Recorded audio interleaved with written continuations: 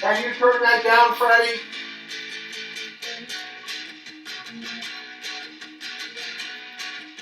Freddy, can you turn it down?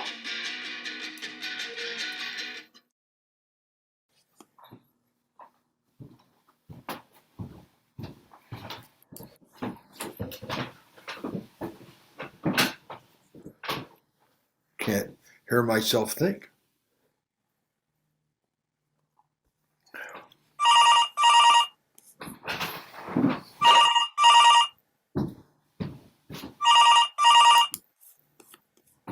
Hello, Dr. Felderstein. Yes. Uh-huh. Yeah. Yes. You're sure? Okay. No.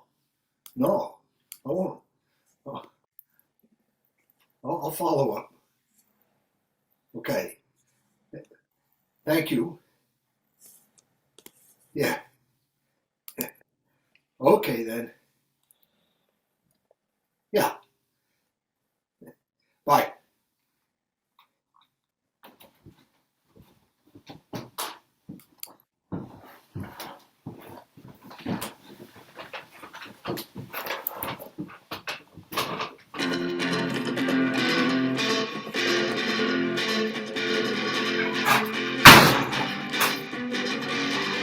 Hi, Bob. Could you please? What?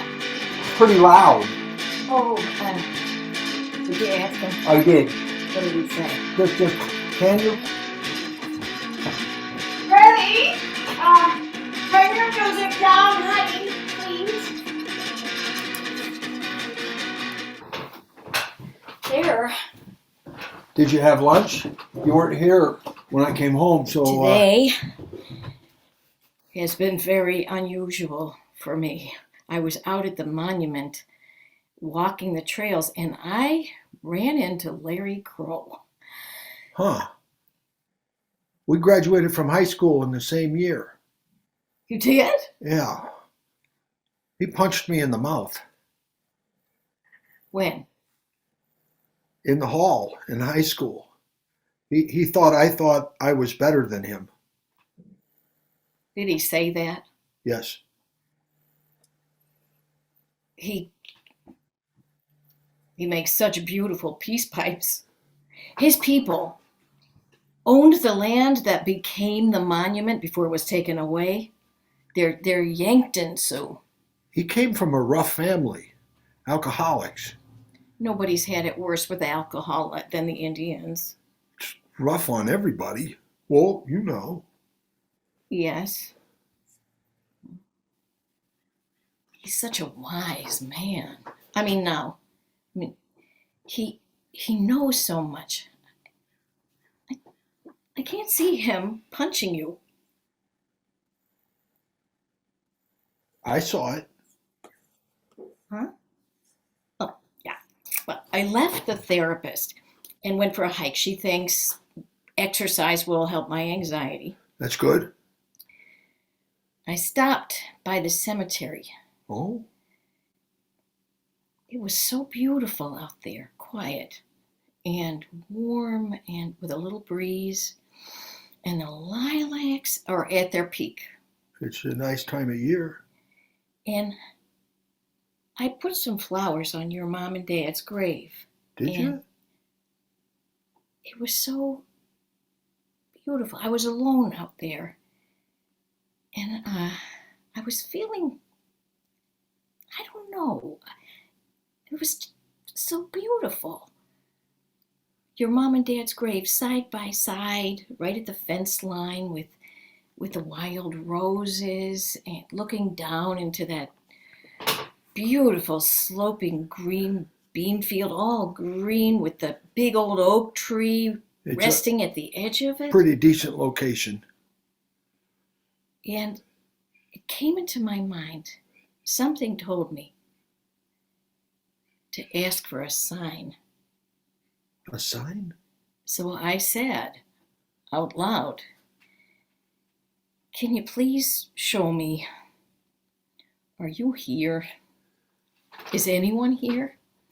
And I stood there for a long time. I mean, I felt like I should take some time. And then 2 deer came out from behind that tree and stepped into the bean field, and they both looked right at me. So I started this quiet whistle like this. And one of them jumped back behind the tree, but the other deer stepped into the bean field, stepped towards me, maybe 50 yards away. And so I kept up that whistle. And again, she stepped towards me, only 30 yards now. And then, I couldn't believe it. She started dancing all around, jumping up in the air. I mean, happy. And then she stopped and she looked at me, right at me. And then she started dancing again. So happy.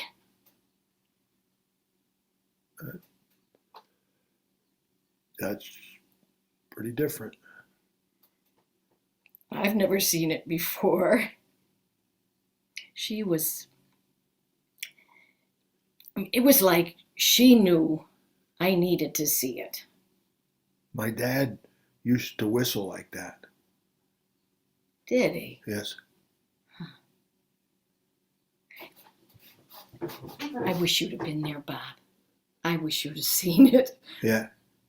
And then I ran into Larry Crow out at the monument, and I told him what happened. And he said that I might be connected. To what?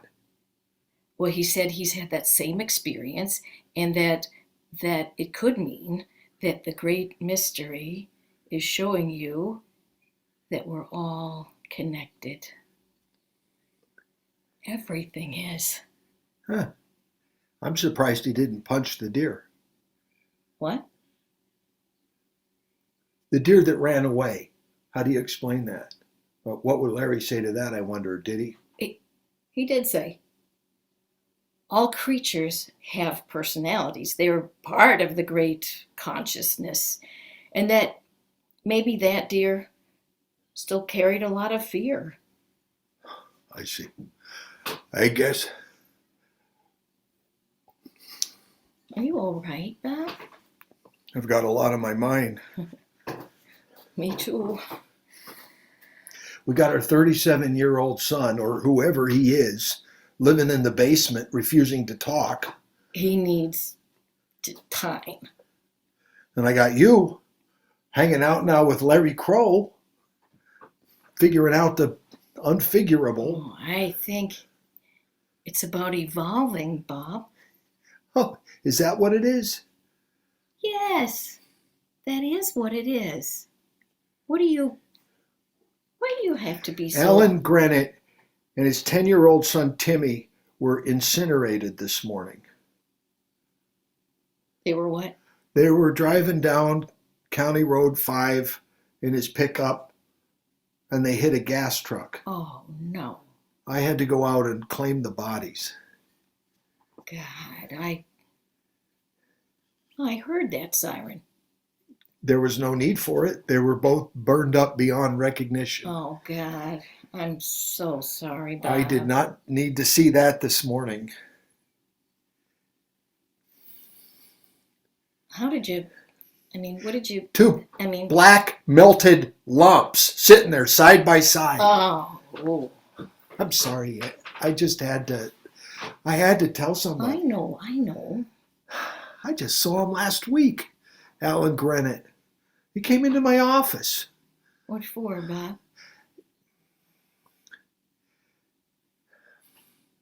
I performed a rubber band ligation on his hemorrhoids. He had them pretty bad. Oh. I saw Timmy. Yeah? I did. 2 weeks ago at the Red Owl. I was buying a ham and I had a lettuce, and I just happened around the corner of an aisle and I saw I saw him put a can of sardines into his pocket. He stole it? I think so. It all happened so fast, I didn't know what I'd seen. You know how that happens. And then later, I was driving home. I remembered it, and I thought, he stole those sardines. He'd been getting into some trouble ever since his mother ran off with Donald Tellenwiesen. So I heard. I wouldn't be surprised if Timmy was the one who walked off with my garden hoe. All these things that happen every day. I mean, you know, big things, small things. You just don't. There's no way to understand it. It's just.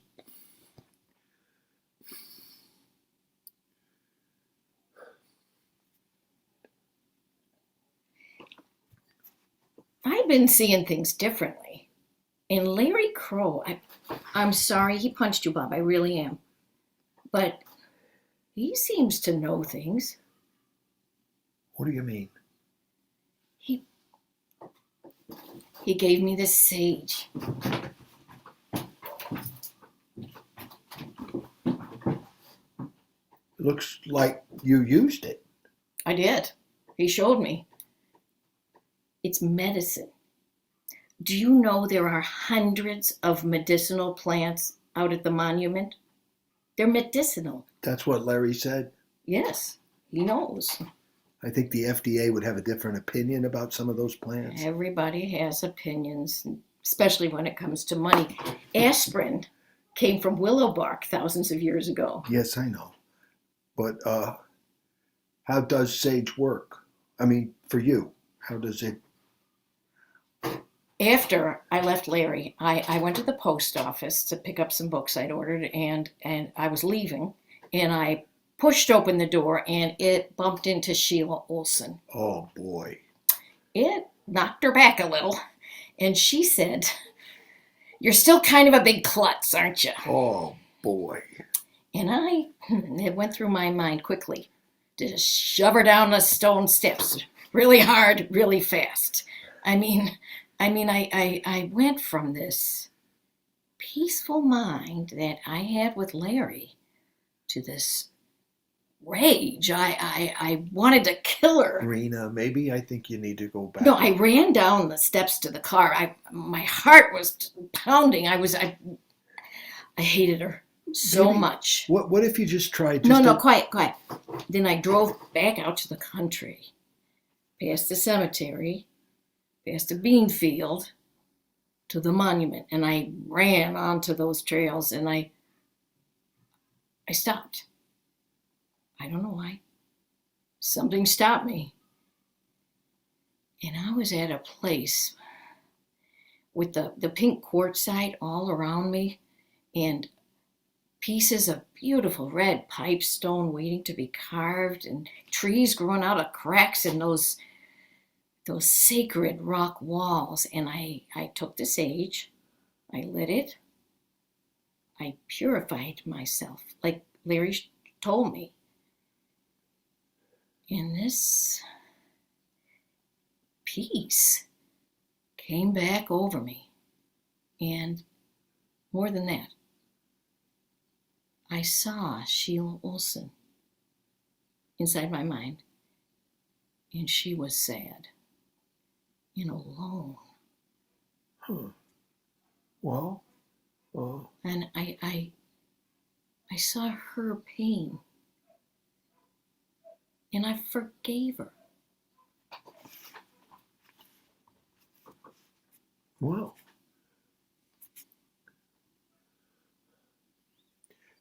It's not you. I mean, she's one of those cold fish. The whole family is like that. They never smile or wave or anything. They don't. Her oldest brother called me one time from his farm, middle of the night. I went out all the way out there, and this is a long, long time ago. And he had an appendicitis. I mean, it was an emergency. I removed his appendix right there. I had to, it had burst. Oh. And I rushed him to the hospital, and I came to see him 2 more times just to make sure he was all right. He never paid me. I billed him 3 times and he never, so You've done that a lot, Bob. Let the bills go. some people don't have the money, but he did. He had a lot of money. He inherited that farm, 2,000 acres. That's huge. I know it. Why, I mean, why do you think he... I don't know. I don't understand people. Cold fish, like you say. Anyway, I had to let it go. Oh, He's going out. where's he going, do you suppose? I have no idea. He's going to be all right. Gerald Herdsman needs a hand on the farm to feed the chicken and pigs. Maybe Freddy could help He him. loves the country, doesn't he? I don't know what he loves. I think so. Might be good for him out there, working with Gerald. What's he doing? He's talking to himself. Oh, that's okay. Is It's it? all right. Yeah, well, we don't know what's going on with him. He's picking apples off my tree. He's throwing them. They're not even ripe. What the hell is he? Oh, he's upset. I'm upset. Well, they're just apples, Bob. Well, go ahead, defend him. I will. We need to try harder to... He needs to try harder. No, he's in trouble. He's always been in Oh, trouble. come on, Bob. Okay. There's something wrong.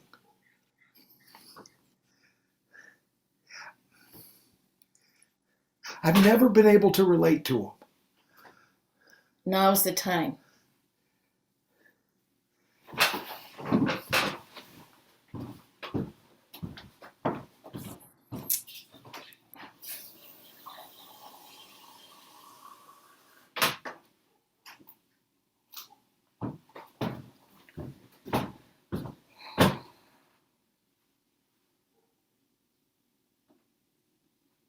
I don't know who he is.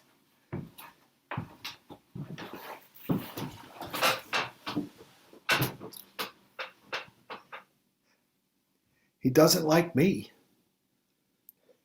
Do you like him?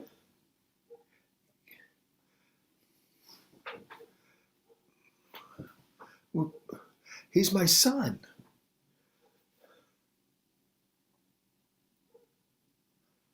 But why don't I know him? People change. And sometimes we stop communicating. He doesn't try. He doesn't care. He was molested. Oh, come on. No, it's behind everything with him. Is it? It is. You don't know. I believe it. But he's got to do something about He it. is. He's here with us. Well, so what are we supposed to do about it? I mean, what's the plan?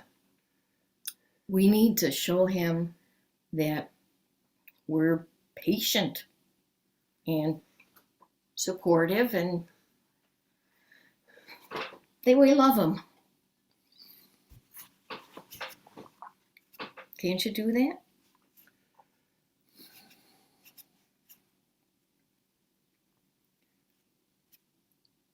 I've got cancer What? in my left testicle.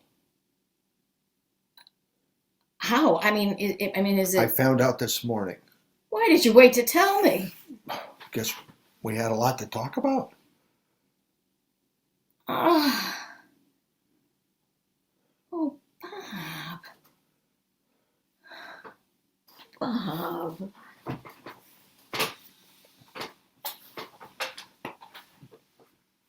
I saw death today in a reckless form. It's always around, the wheels spinning. You just never know.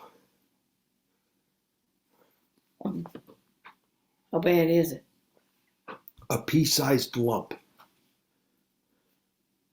Oh, I'm scared. I'm sorry. You must be feeling... Don't worry.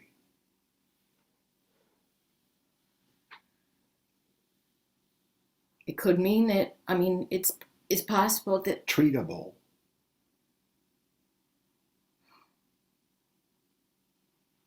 I'm shocked, Bob. I'm stunned. I know the feeling. We take so much for granted. Yes, we do. Oh, no. What? My hand. It's shaking. That's probably just stress. Oh, God. That's your essential tremor, remember? It's a perfect time for it to show up. Damn it. Well, we checked it. It's just nerves. Yeah. Oh, brother, this day has been so. That's life, isn't it? Why, Bob? I've seen a lot of people with some pretty strange tics. I'm sure you have. Yours is mild by comparison. I should be more grateful. I had a cousin who had Tourette's syndrome. Cousin Dale. Oh, well, that's right. Yeah. They came to visit one summer, my mother's sister Lily and her whole family, Uncle Dickie from Illinois. I believe I was 10. Dale was 11. He scared the hell out of me because he would bark with his Tourette's and yell obscenities. You prick. He'd say, you prick. I got used to it, and we were great friends, but other people weren't. They didn't know what to make of him. Mm-hmm. Don't suppose they would. We went to the Winnewessa Dairy one time for some popsicles. Hot summer day, me, Dale, Uncle Dickie, my other cousin Denise. I liked her. So quiet and relaxed. I always envied her. So we were standing in line ordering our popsicles from Mr. Udall. Now, he was a 10th grade sociology teacher, and he coached all the sports. Not a very bright man, kind of a bully. And he worked at the Winnewessa in the summer when school was out. He umpired the town baseball team. I used to sing in the church choir with his daughter, Neela. She was always out of tune, and she sang so loud and with terrible breath. So we were at the counter, and I bought my orange popsicle, and Dale steps up, and Mr. Udall leans over and says, well, what can I do for you, Shorty? And Dale was kind of small, and I will never forget this. He says, I would like a cherry popsicle, you prick. Mr. Udall says, what did you say? And then Dale just starts, you prick, he can't stop. And Mr. Udall picked up a fly swatter and slapped him on the head. Oh, no. And Uncle Dickie, he says, you put that goddamn swatter down. And Dale just keeps going, you prick. And Mr. Udall raised his hand again to swat him again, and Uncle Dickie cracked him right on the head with his lime popsicle. He did? It cut him right above his eye, trickled blood. And Mr. Udall goes, you people get the fuck out of here. We scrambled out and get into the station wagon, and Uncle Dickie says, Dale, are you okay? And Dale says, yes, I'm fine, you prick. And we all started laughing real hard, all of us. And we drove around the square enjoying our popsicles. I gave half of mine to Dale. And I think we drove around 3 times. And then we went home and we told everybody what had happened. And that night there was a huge lightning and thunderstorm, and it knocked all the power out, and we huddled in the living room all together, and we liked that too.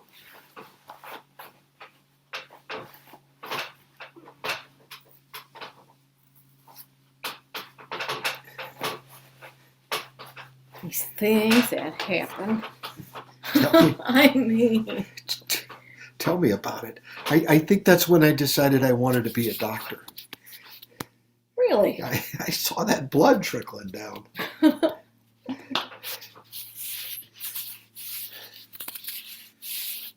Did it hurt, Bob, your testicle? No, I think it's good. Dr. Felderstein is treating me. Is he good? I mean, is he? He seems to know what he's doing. I'm not crazy about him examining me, but Freddy?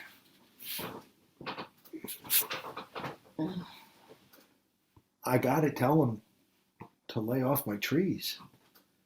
We have to be gentle, Bob. I know, I will.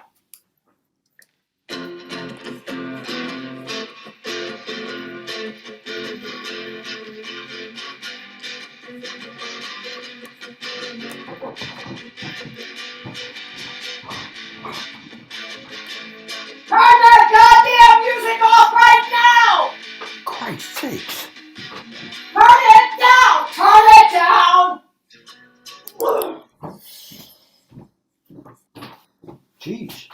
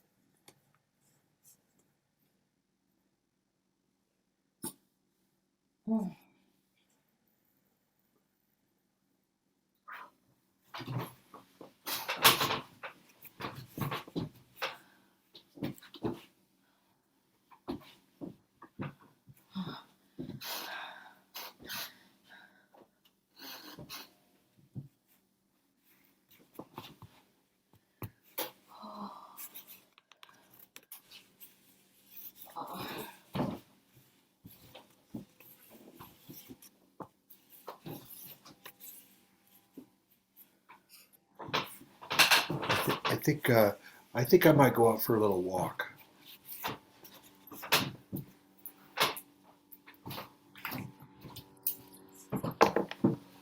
Can I come with you? Sure, if you want to. No, I do.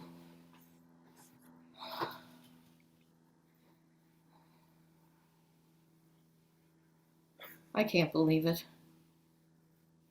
Cancer, I mean. You saw a deer dance. I did.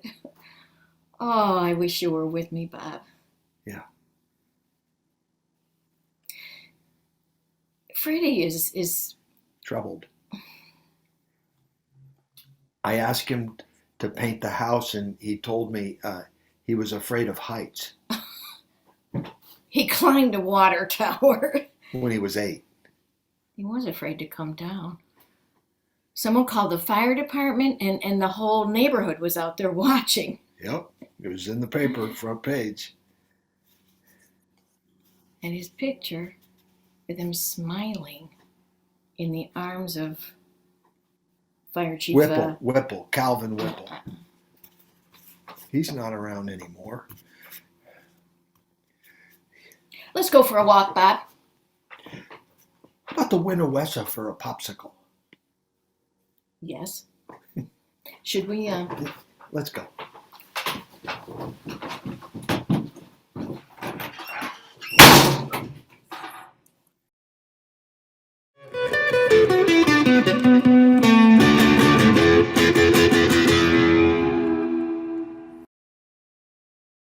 Hi, everybody. Thank you again for tuning into Smartphone Theater's Homefires 5 by Joe Keys, directed by Peter Flood, with Lily Knight and Steve Hofvendahl. Make sure to go on to smartphonetheater.com. Look at our calendar. We'll tell you what's coming up. We have shows almost every Friday, or at least 1 or 2 a month. How about that? And go on to our YouTube page, subscribe to our Facebook page, subscribe, Instagram, subscribe. You see where I'm going with this. So thank you so much again. It means so much from the bottom of our hearts that you come and tune in to our original programming as often as we have them. So, and don't go away, because as soon as I stop blabbing, we have the talk back with the cast and director and playwright. So stay right there. Talk back is on its way in 5, 4, 3, 2. Everybody, come on back. Guys, that was fantastic. Really, really wonderful. Peter, come on. There we go. All right, good job. Really, great job. Great job. We have a good house. We have a big house. I'm thrilled. And just so everybody knows, everybody here is really busy, and I'm so thrilled with just what you guys, the amount of time and talent and effort that everybody puts into this and the rehearsal process. It's really just, it's mind-boggling. So I'm going to open up the chat, and also, folks, you guys can raise your hand. You can type into the Q&A. You can do whatever you want. The folks who are out in YouTube land, you can certainly type in your YouTube, and I will answer you on YouTube, so you can do that. And Gina Acosta, you are very first, so go for it. I have to remember how to press these buttons. Hey, you guys, can you hear me? Yeah. Hey. Oh my gosh, it's been a minute. It's been a minute. Oh my gosh. Just thrilled.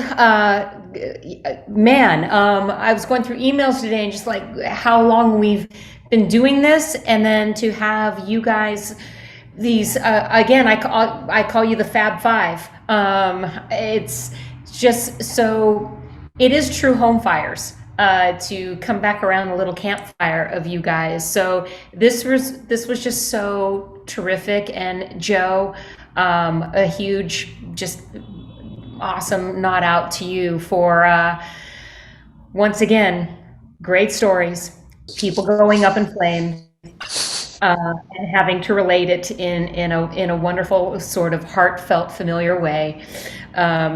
But the way you just weave in all of the layers of the sun. I love that we don't see him. I love that he's off, but his music, that is another character, and it's terrific. And it's so great the way Steve and Lily just reacted to that. The way Lily, I gotta say, when you exited and you said, turn off that goddamn music. Yep. It was really, really terrific, you guys. Just so lovely, and it felt like I was gathered around a campfire with my buddies tonight. So thank you so much. Thanks, Gina. And I have to tell you, I think that is the reason why smartphone theater is gonna live, because it's storytelling around the fireplace. It's around a computer. So we're in people's homes, we're in people's living rooms or their offices, but it is the same thing. It's people crowded around a specific object. It's just something that's gathering folks, and we're telling stories, and they're done so well. So yes, we keep on rocking. So thanks, Gina. Thank you. Thank you. Great to hear your voice. Thank you all so much. I mean, just like, again, the thread of talent that just keeps coming through. And again, you guys are a hometown favorite, my Fab Five. So thank you, Steve, Lily, Peter, Joe, and Todd. Thank you so much. Thanks, Gina. Thank you, Gina. Thanks, Gina. So we have a lot of comments that are flying in, both on the Q&A and on the chat. So Jeannie Canton, am I saying that correctly? Yeah, Jean. Yes, Jeannie. She says, Joe, the deer story, great to see it here. You want to elaborate on that deer story, Joe? Well, first of all, I want to thank you, Todd, for creating Smartphone Theater. I mean, otherwise we wouldn't be here, and people wouldn't have the opportunity to work on their art that you've given them, including yourself and your directing endeavors. So thank you, Todd. Thank you, Joe. And I want to thank Peter. I got lucky getting Peter involved in this because he's just so fastidious and precise, and First time I've ever been called fastidious, Joe. Thank you. I'm not sure I even know what it means, but he's just a man. He's just great with this. He's just so into the detail of it, and he's so inspiring. And Steve and Lily, that was the best it's ever gone. I mean, I'm always amazed that you got your ability to create life. And the moves that you make emotionally, I mean, we haven't rehearsed a lot on this, and it's just, as an actor, I just look at that and I go, God, I could never do that. But it was just beautiful today. Thank you. It was beautiful. Anyway, so yeah, this being the the fifth episode, I didn't have a story to tell, so I was down over in Pipestone, southwestern Minnesota, and I went home to visit there in Pipestone, and I went out to the cemetery, and that deer thing happened. A deer came out, and it was dancing around. I'd never seen it before. It was like jumping up in the air, and I kind of stored it away, and then I saw Jeannie and Lee Canton, her husband. They're old friends. We were at a party, and I told them that story. I hadn't even thought about including it in this. And this is how I remember it anyway. And I told them that story, and I think Jeannie said, you should put that in the episode. And I thought, oh, maybe I should. I don't, but it just seems to play. It's such an important part of it now. It's just a lesson to me. I always overlook, looking for things that are important. I look out there instead of just being present and realizing what's happening right there, right now, right in front of you. So that's kind of my long rambling answer to that question. I love it. It was a great answer. It's great. There's a comment by Gloria Shamblin, and she says, "I felt like I was on the other side of the table," which is like such a beautiful comment. So thanks. Like you felt like you were there. So that is fantastic. That's Thank you, absolutely Gloria. Thanks. fantastic. So Margot Hammond, you're on. So if you could just unmute, there you go. Hi, everybody. So I've been following this, Joe. I'm friends with Lily and Steve, but Uh-huh. I look forward to it. I look forward to the episodes, and I so appreciate the storytelling and the direction that Peter's giving it. And of course, the actors are bringing it so alive for me. But I'm a playwright myself, and I wanted you to know the storytelling's, I'm going for it. I love the secret of Freddy in the basement. He comes out and they see him doing something. So we're following that. And the deer dancing, the black melted lumps that you then explain with Tim, I guess his name is Tim, the sardines, and the mother ran off with the Donald. I love it when the details are there, because then I and the actors go along with it. But I so appreciated all that, all of the details with Sheila Olson.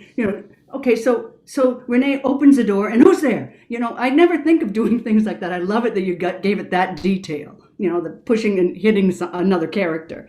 And the details of the appendix, and of course Dickie and the fly swatter, and then though going serious with the cancer. And I appreciate it because I love this couple. I love the way they are together. So thank you. That's it. Oh, Margot, thank you. We love you, Margot. Thank you. Love you. Great. Stu Berg. I'm muted. Can you hear me? Yep, sure can. I just want to tell you how much I have enjoyed all of them. And I thought each time that I saw it, what a great job. But there was something for me that was just very special about this one. And Peter, I think you did a marvelous job. Thank you, Stu.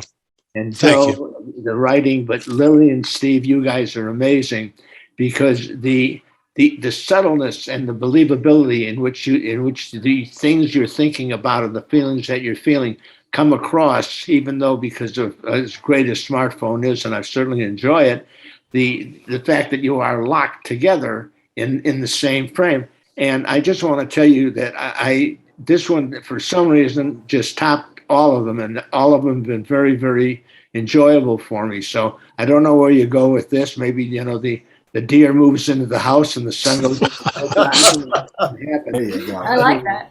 It's been discussed. Don't think about that. Anyway, I won't take any more of your time, but thank you so much for really giving me a wonderful. Thanks, Stu. Thanks, Stu. Great to hear from you. I will say that this episode really, Stu, on what you're saying, I agree.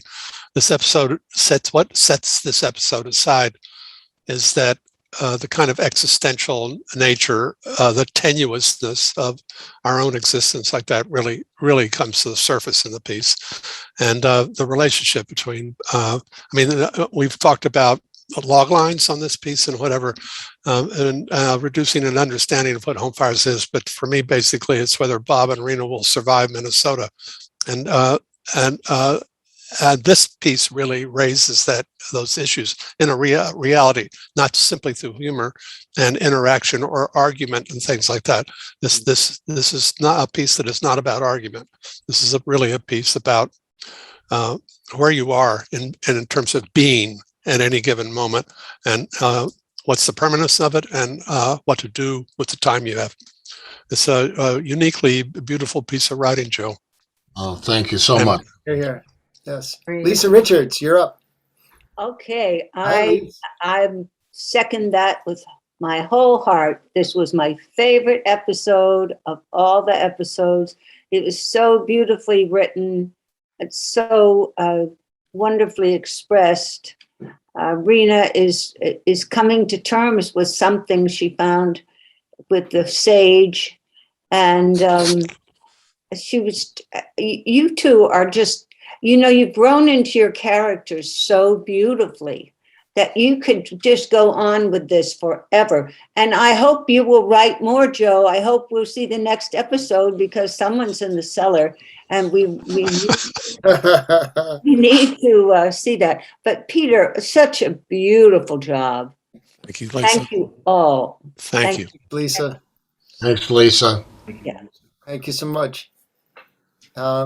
It really, I mean, look, I've been watching the evolution of this piece. It's one of the benefits. It's one of the fringe benefits I get of sitting on the sidelines, and every piece has been wonderful, and I learned so much about the characters, about you guys, about even myself.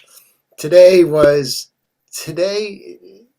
it just took on such a wonderful, a beautiful life that I haven't witnessed up until now, and it was great. I mean, I had to keep on muting myself because I was laughing and there was noise coming out of me. So, congratulations, really, congratulations. Do you guys? We're getting close to the end. Do you guys want to make a comment before we move on? I just want to thank my brother-in-law, RJ Fields, who's logged on from Texas and the Hill Country in Texas. Awesome. And I look forward to talking to him. He's a very smart guy, very perceptive, so I want to get his take on everything. Fantastic. Hello, RJ. Michael Kavanaugh just raised his hand, so let me bring in Michael. Michael, come on. Thank you, and thank you all. I'm sitting here laughing, just in joy. I second everything that everyone has said tonight. And Stu Berg said at the end of his comment that he wonders, where is this going to go? How can it possibly go? And Joe, I think you should keep in mind that I'm a really good plumber. Capabilities. I could be in the background, the plumber's working. You only see him periodically as he goes through the doorway, but I can be a heck of a plumber. Let me write that down. Thank you so much. Thank you all. It's just such a glorious treat. I look forward to these and always have. So carry on magnificently. Thanks so much. Thank you, Michael. So, and I don't know if I'm supposed to bring this up, but I'm going to anyway. So everybody is juggling multiple, like Lily and Steve are both, so everybody knows in the audience, they're both working right now, and they've been working throughout this. So my question to both of you guys is when you, because this isn't the first time, I mean, you guys are very seasoned veteran actors. So when you're doing multiple projects at any one time and you're off book, how do you juggle and how do you compartmentalize? I'm very curious about the actor's brain, actually. Well, I think Lily should answer this because she's in the hot seat right now with it. I'm doing a show, but it's already up and running, and we actually went dark this week because it's running in rep with another show which is opening. But Lily, she's starting previews in 2 weeks, and it's been a challenge. Yeah, it's the most beautiful play. There's a comment from Eliza Huffman, who is my cohort, and it's a beautiful cast. Ron Batita and Eliza Huffman and myself, and if I may say so. Simon Levy's directing. It's called The Children by Lucy. What's her name? I don't know. Kirkland. At the It's fountain. at the Fountain Theater. It's beautiful, beautiful play. Kirkwood. Kirkwood, yeah. But I talk more in this play than in any play I've ever been in, and I've done 45-minute monologues in plays like Aunt Anne and Lemon. But this is just like, and so my brain is spaghetti. And the last couple of days has been difficult because I also was getting auditions and stuff I had to memorize. So I just felt like my brain was at some capacity. You really got your faith, though. But I watched you Peter yeah. just said you breathe, and it was incredibly helpful. And the sage. prayer, and Larry Crow. Right. Absolutely. Larry Crow. No, I wanted to say that I was thinking about this, and Joe, I hope it's okay to say this, but in Joe's emails at the bottom is always art is salvation. And I was thinking about art being medicine, and that we're all involved in this kind of really delicious medicine together. Mm-hmm. And so that idea kind of, I think, is throughout this one of Rena introducing a different kind of medicine to Bob, and it's so rich. It's just really an honor and a pleasure for us. Yeah. Okay, and so I'm curious. You could have said, you know what, I'm going to do this one on book. I just have so much going on. And I'm thrilled you didn't, actually. But what was it that made you continue to, because a lot of smartphone theater productions, people are on book. They're very good, but they're still on book. What made you make this decision? Well, I think just the privilege of being able to be in the same place. Early on, it was a year ago we did the first one, and I think maybe Joe'd already written that piece, the first one, and about his parents. He really has these parents, and all these stories are real, like the deer story you heard. We're not like them anymore. Yeah, but maybe who knows? Maybe. That's it. But anyway, so there we were, and we were just frustrated with the separate screens with the Zoom work. Not to knock it; it was all there was to do.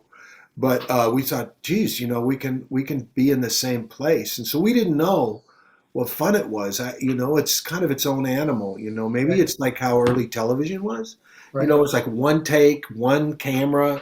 And I'm just really digging it now. Right. Yeah, it's a tightrope walk for sure. Mm-hmm. Right. Yeah. On that note, I don't think I would have undertaken Homefires had not Steve and Lily come on board and were in the same frame with each other. Not on the depth. I knew Steve before, but I didn't know Lily. So the depth of their talent is one thing.